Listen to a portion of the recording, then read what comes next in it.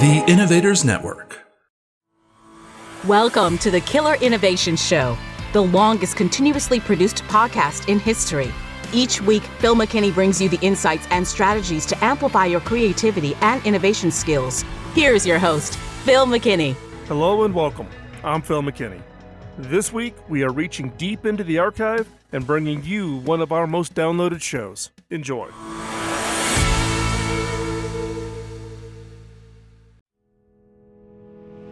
This episode is sponsored by Zoom. With Zoom, you can streamline your communication, collaboration, and creativity all in one place. Zoom is the market-leading platform that provides video meetings, voice, webinars, and chat across desktops, phones, tablets, and conference room systems. To learn more about Zoom and sign up for your free account, visit killerinnovations.com/Zoom.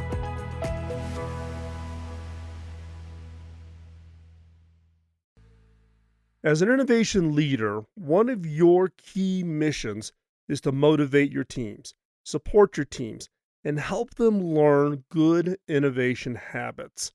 Now, this does not occur just in big events, big sessions, all hands meetings, team meetings.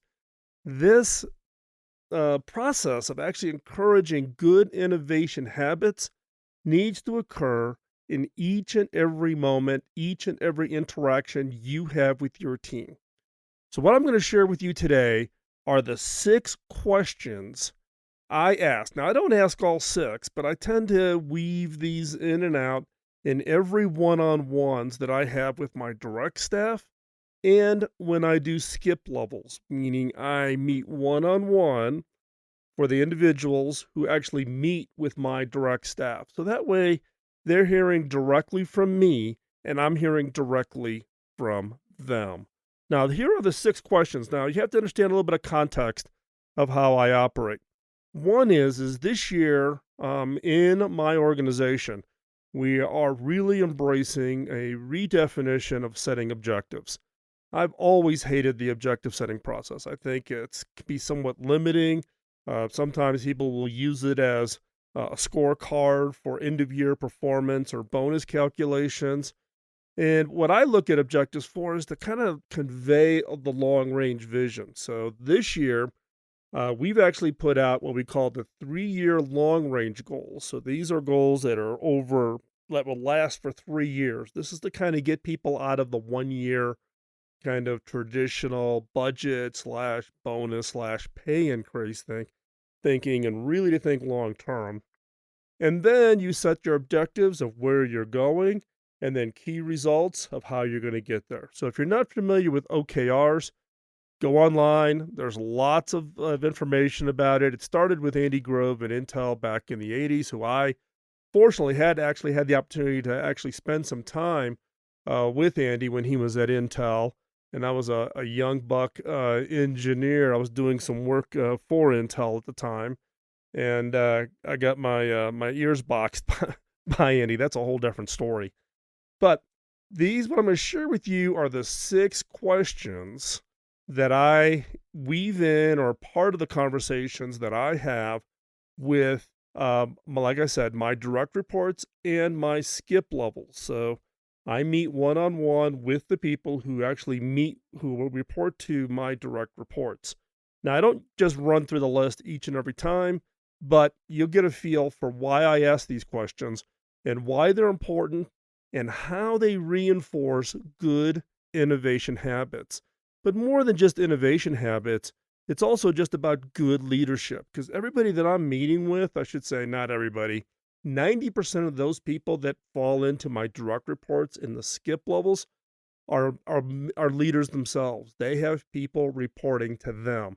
So what I'm trying to do is modeling leadership so that they in turn model it with their staff. So what I typically start off any one-on-one conversation with a team member is asking them, what went well since we last met? Now, this sometimes will fall into an OKR discussion. So where are they at with their objectives and key results? How are they doing? What have they been able to make progress on? So I'm giving them right out of the gate the opportunity for them to talk about what is going well, where they've had some success, where they've been able to make some progress. And that's important we all like to kind of talk about things that are going well, things that I've been able to achieve.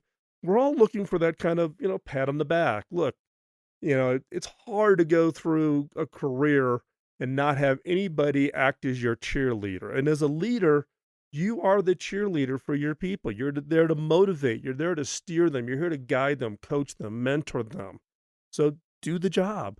In this case, let them share with what is going well with their whatever their objectives, however you do objective settings within your team. And I always start off with that to give them an opportunity to say what is going well. Now, this sometimes can be a little. You got to be a little careful about not making it sound false. You're not wanting to pat somebody on the back each and every time. You want sincere appreciation, sincere enthusiasm, sincere support, not the false like, oh, you're doing great. People read right through that. So this is an opportunity to ask them the question, what went well since we last met? And then sit back and shut up. Let them steer that part of the conversation. Let them talk through what is it that they've been working on, what have been their priorities, where have they made some good progress. You can ask a follow-up question about, what's next after that, to kind of stay in the loop on where they're going to head and where they're going to steer to. You can give them, some coaching and mentoring on that. Also, you can ask them about, who played a key role in that success, who helped you, who on your team played a key role. Because again, in my case, the people I'm interacting with are also leaders themselves. So wanting to reinforce that innovation is a team sport. So when I ask them about what went well since we last met, you want to make sure that they also get in the habit of sharing credit. Who else was part of that? Who helped you? Who outside your department helped you? Did finance play a key role in getting something done really, really quickly for you so that you can get a piece of equipment or parts or something in on an expedited basis? Did IT play a role? Hey, did even facilities do something to help you be successful? So the first question is what went well since we last met? Now you can imagine what the second question is. The second question is what went wrong and what did you learn from it? Now here's the key point. We will always have things that go wrong. We will make mistakes. There's things that'll go wrong that are outside of our control. The key is putting them on the table, encouraging people not to hide the mistakes, not to hide what went wrong, but to put it on the table, share it, and then talk about what did you learn from it. The habit here that you want to reinforce with your team is when things are not going well, always look at that next level of what did I learn from this? What could I take away from this effort, this experiment, this thing that went wrong? What is it that I can learn from it? And then more importantly is it's great if you learn it and you have it in your head, but you can actually help the organization by sharing it with others. So other people learn from the mistakes you made or the mistakes your team makes. So again, what went wrong and what did you learn from it? And again, this is about digging a little deeper. It's not just hey, we missed the delivery by 3 weeks. We committed to this date, but we didn't deliver it on this date. Well, what did you learn from it? Well, we did we thought we would have this done by this time, or we were dependent on a supplier getting us something and it was late coming in, et cetera, et cetera. What did you learn from it? Well, next time we need to move that up in the process. We need to identify all those key elements and make sure we get that done up front so we're not waiting for it at the very end. Great. That's a great learning. How do we share that learning? How do we make sure that it isn't just you, but it gets part of just the overall process within our organization? So again, the key here is not just to ask these questions, but to dig a little deeper because you're wanting to coach and mentor and model good innovation behavior. And the innovation behavior on this one is look, we're all going to make mistakes. We're going to try projects. We're going to try to create an innovation, and it's going to fall flat on its face. In fact, a good innovation team will have an 80 to 90% failure rate. Each one of those failures, there's something to learn from it. But it doesn't help by just having one person learn it. If you've got a learning, find a way to share it across the organization so that others can benefit from that learning. That is key for good innovation skill, and it's also good for good leadership skills. And even if the leader says, I made this mistake, standing up in front of his team or standing up in front of the entire organization saying, here's what we were trying to do, here's the assumption I made, here's the mistake I made, and here's what I learned from it, is actually quite liberating to the organization because others can say, if that leader is willing to stand up there and share a mistake, an issue either he or his team made, and here's the learnings they made, then I don't need to be so worried and stressed out about every little mistake I made. This is an organization that supports experimentation, supports people trying things, and it's actually rewarded by the fact of you get to be part of the leadership in helping the organization learn and become better at being a high impact innovation organization. As a leader within your organization, the key is to model good habits, good innovation habits. We've covered the first two questions. We've got 4 more to go. The next one is one that I particularly find interesting from the standpoint of giving people permission to go fix things. So, what's question number 3? What did you find that was broken or could be improved? And what did you do to fix it or improve it? I'm going to give you that question again. What did you find that was broken or could be improved? And what did you do to fix it or improve it? The point here is there's lots of people in your organization who can go around and probably figure out and point at things that are wrong, right? What you want to do is encourage people to actually not only see things that could be improved, but actually improve it. Actually do something about it. It's not somebody else's job. We're all in this team together. If you see it, fix it. Just don't point it out for other people. If there's something that they can do to fix it, go fix it. And this is also part of what I try to encourage within my organizations is that we don't worry about silos or turf, right? It is not about, well, that's not my job. That's their job. I'm focused on here, but they should be fixing that, and they're not doing their job. Nope. You see it, you fix it. And that includes everything from the innovation processes or some activity around an innovation project. If you see something going wrong and you can help and you can fix it, go fix it. In my organization, we prepare a big set of demos around what we call our innovation funnel. And I want to give you an example of just a phenomenal amount of teamwork, something that I am incredibly proud of for my organization. There was a team working on an innovation project that was running into some technical challenges. Their demo wasn't coming together. The timeline was coming up due. We had a big event. They were supposed to be showing off this very impressive demo, and they were just running into some issues. I happened just to walk down into their lab to see how it was going, what it was going to do. It's not in my area of expertise, so there wasn't a lot of value that I could add to finding the solution.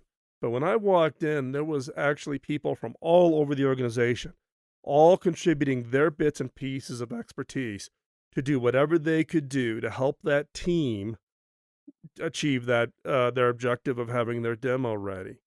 People with all kinds of test equipment and software engineers helping, looking at code, to people who deal in wireless technologies. I was just blown away, and it made me incredibly proud of the teamwork that was exhibited.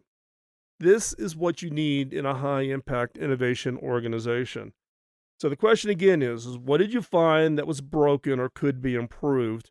And what did you do to fix it or improve it? You want to encourage your individual contributors and your leaders to not just sit back and say, "Oh, they've got a problem over there. See, they've got a problem." If you can help, you can fix it, you can improve it.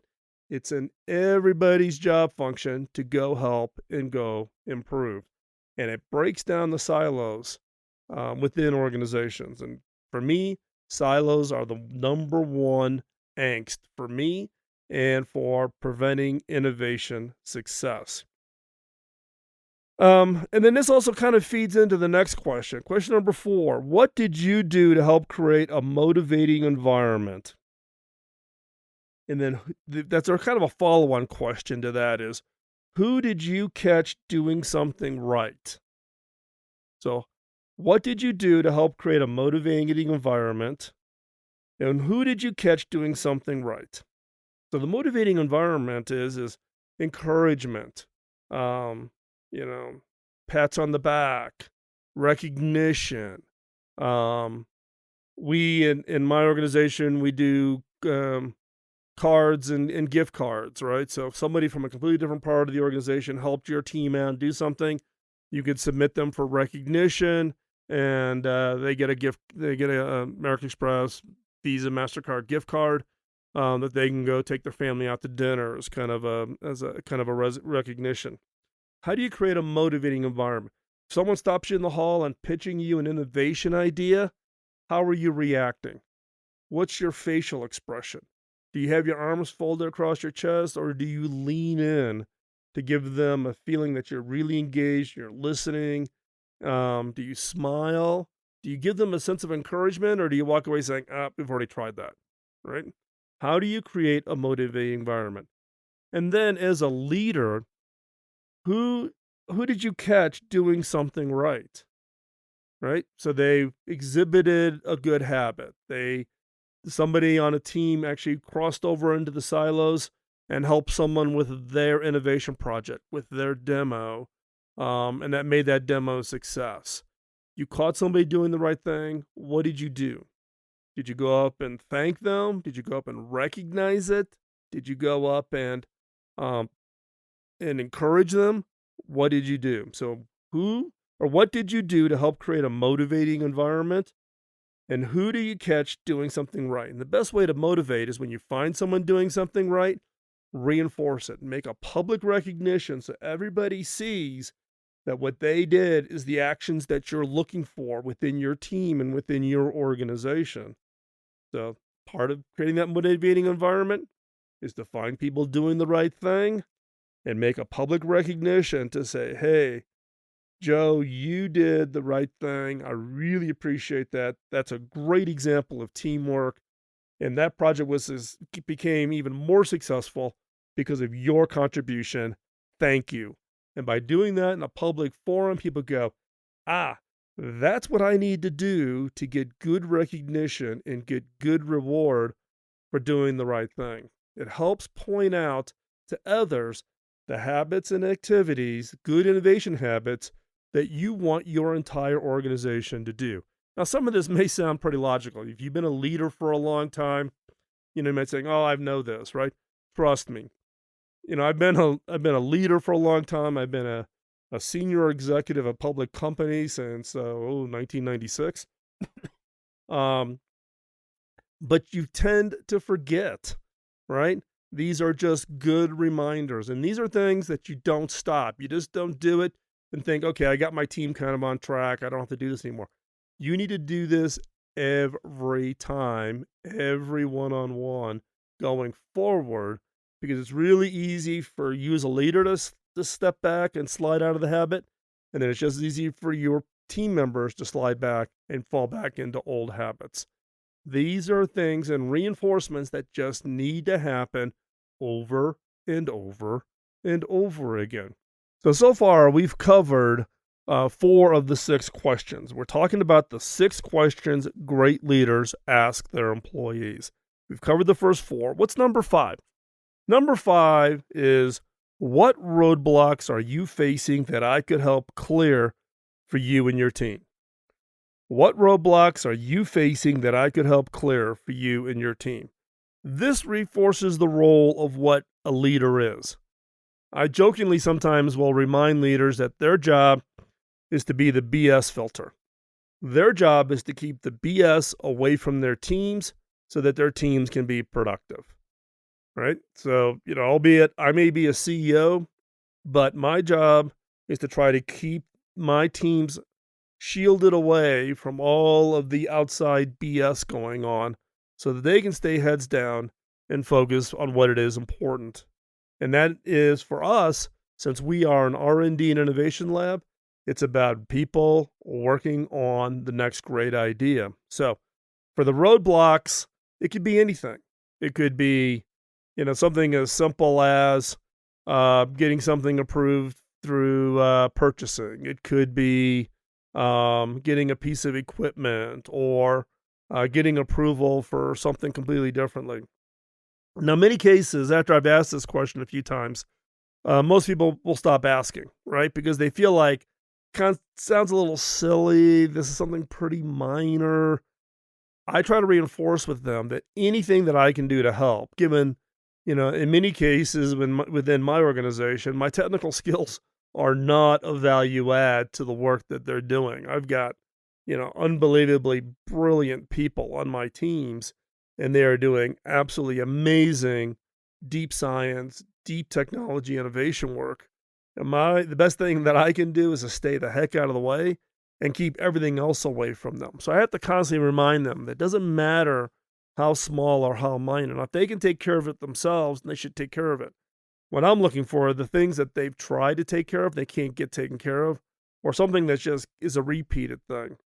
I remember I met with a gentleman who's still with us, who was relatively a new hire at the time, and we're just chatting with him in the hallway and asking his thoughts on what he liked about the organization and the company. And he laughed. And keep in mind, this individual came from a government. He worked for the government and came to us. And I said, so how's it going? He says, well, I love the organization. I says, however, he says, I never thought I would run into an organization that had a harder, more complex expense reporting system than the government. And I was totally shocked. And that actually caused me to spend a lot of time and task both HR and our finance department to completely rethink how we do expense reporting. Because we literally were having people keep every little receipt down to $1. We had to have everybody keep every little piece of paper. They used to call it craft day because they had to tape it on an 8.5 by 11 in a certain way so that finance could check it off and all that. And we've gotten rid of all of that. But that was a friction. That was something that was just annoying to the organization. Nobody else had mentioned it. This individual, relatively new to the organization, talking with me in the hallway, mentions it. And those are the things as leaders we need to take. That's BS. That's the BS filter. Get rid of that stuff because it's just friction in the organization. So I always ask, particularly my leaders, but even the individual contributors, what roadblocks are you facing? What's the friction in the system? What's slowing you down? What's preventing you from spending more time on your research, on your innovation? What roadblocks are you facing that I could help clear for you and your team? And nothing is too small. Expense reports, I'll tackle that. Travel approval, I'll tackle that. Anything that causes friction, I want that completely out of the system so that the people that we are hiring to do the research work is spending the time doing the research work. And look, I've gotten all kinds of requests, right? In fact, another example without using names, I have an absolutely brilliant engineer, been with the organization far longer than I've been there. And this is a gentleman who invents 24/7. He has his own workshop at his house. He's working on ideas for us on weekends at his home, constantly just generating ideas. So somebody in the finance department came by and said, hey, so-and-so put a request in for this piece of equipment. And before they could even tell me the price, I said, get it. They're like, well, I haven't told you the price. I don't care. Whatever we would spend is going to go to good use. He is not frivolous with his spend, right? And he is the most prolific inventor we have in our organization if you just go by sheer number of patents. So if he wants it, get it. And in fact, short of it being something like really extreme, if he requests something, just do it. We don't need to go through the approval process of having to have me sign off on every stinking PO, right? It's that tone that I'm trying to create within the organization of just use common sense and keep the ball rolling and don't let sand get in the gears to slow us down. The pace of innovation is accelerating. It is not slowing down. We have to find ways to drive productivity and efficiency. And one way to do that is to take all the administrative stuff out of the way, and not get caught up on signature level approvals and someone's making a request for a piece of equipment and therefore it must be 5 signatures before it gets ordered. No, come on, let's go. Move.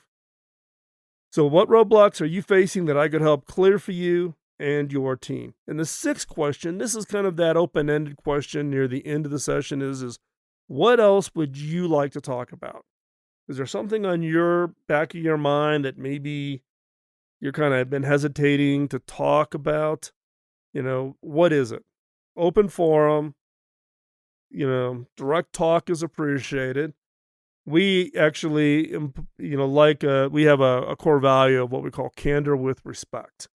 No game playing. We don't do passive aggressive. If you do passive aggressive in our organization, you won't last long. You'll get found out. It's candor with respect. You talk with people, not about people. And so this is an opportunity for them to be open and honest and transparent. What else is it they want to talk about? Career plans. I've had people come talk to me about family situations. We had one employee who had a particularly challenging family situation and then come to find out our health benefits didn't cover this one situation. And we went and we actually just approved it over and above and top the medical plan, right? Because it was a big distraction for this employee and it was personally critically important. And it was just one of these little edge cases that the normal health insurance policy wouldn't approve. And we just said, forget it. We're self-insured anyways. We're paying the bills. Just approve it. And in fact, we actually changed insurance carriers the next year because of that. And so give them an opportunity to share with whatever and protect that confidentiality and protect that conversation so that they feel comfortable in raising those issues. So again, let's review the 6 questions. Number 1, what went well since the last time we met? Number 2, what went wrong and what did you do? What did you learn from it? Number 3, what did you find that was broken or could be improved, and what did you do to fix it or improve it? Number 4, what did you do to help create a motivating environment, and who did you catch doing something right? Number 5, what roadblocks are you facing that I could help clear for you and your team? And number 6, what else would you like to talk about? Now, I don't run through all 6 of these questions every time. I'll weave them in depending on the topic and how much time we have. But I want to gather and stay in touch with all of these elements for my direct reports and my skip levels to better understand how the organization is working and what is it I as a leader can do to make them successful.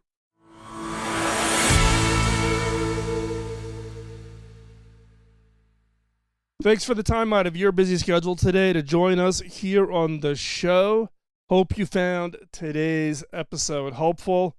You can post it in the comments wherever you get your podcast. Or if you want, you can hop on over to the Innovators community. That is theinnovators.community. You can hop on over there and post it over there. We have shows. Each show we also post over there. The community, it's free of charge, no charge to become a member of it, and that's where innovators hang out. That's where innovators hang out and talk about their ideas, their stories, get feedback, ask for help, help others, So go over, check that out. Also, I would ask a favor. The role or the purpose for doing the show, we started the show back in 2005. Yes, we started podcasting before iTunes was around to even support podcasting. So the reason we started this was to pay it forward, and I need your help to pay it forward. And what I need is for you to tell others, for you to pay it forward, the benefit, the information, hopefully the encouragement in your own areas of innovation from the show, for you to share that, pay it forward by sharing information about the show, encouraging others to listen to the show. That is how you help me pay it forward. So please tell others. Also, we're looking for topics for upcoming shows. We're always looking for topics, interesting guests, etc. You can drop me an email over at phil@killerinnovations.com. And I get that email, comes directly to me, bypasses anybody in the middle, filtering it all out. So you can just drop me an email if there's a topic, a question, or a guest who you think you would like to have on the show. And so with that, hopefully, again, you found today's shows helpful. We've got a number of great shows coming up, so subscribe, like, and follow. Follow over also on social media if you want to keep up with where we are traveling. We are on the bus with the mobile studio, so we are out visiting, traveling, meeting up with other innovators. So love to meet up with you if you happen to be, if you see us on the road. But if you want to follow where we're at, where we're heading, you want to hop on over to Instagram. For that, you can actually see pictures of the bus and therefore be able to recognize if you happen to see us on the road. But also, if you know people, we're in the Southeast right now.